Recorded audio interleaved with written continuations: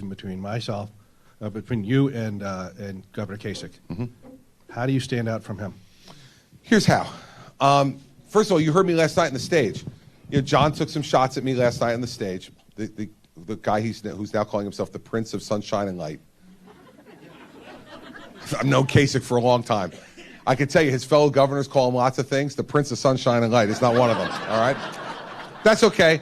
John's in the midst of reforming himself and reinventing himself. Here's the biggest difference between me and John, who I want to say right up front, I admire, and I think he's been a very good governor of Ohio, and Ohio is much better off today because John Kasich's been governor for the last 5 years than it was before.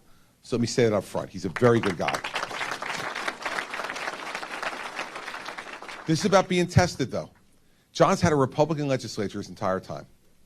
I mean, it's like Candyland in Ohio. John sends his ideas down the hall. They rubber stamp them, say thank you for sending them. They send them back. He signs them. They have big signing ceremonies. Everybody smiles. Everybody's happy. Everybody's wonderful. Does that sound anything like Washington, D.C.? No.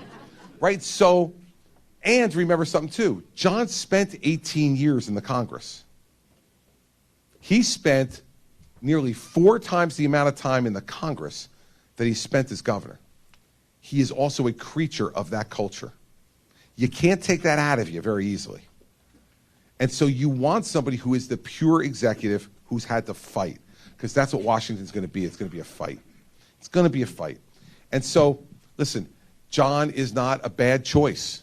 On that stage, I'd say to you, like, if you told me you were going to vote for Kasich, I'd be disappointed, but I wouldn't tell you, wow, that is an enormous mistake, right? Some others, I would say that. Him, I will not say that about.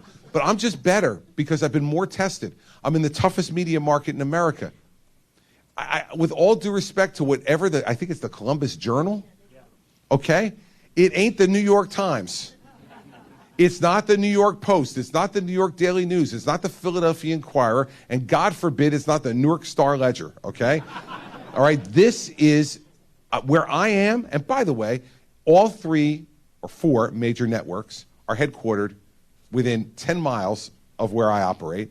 So anything that I do gets lots of attention and scrutiny, and from the liberal media market, lots of criticism.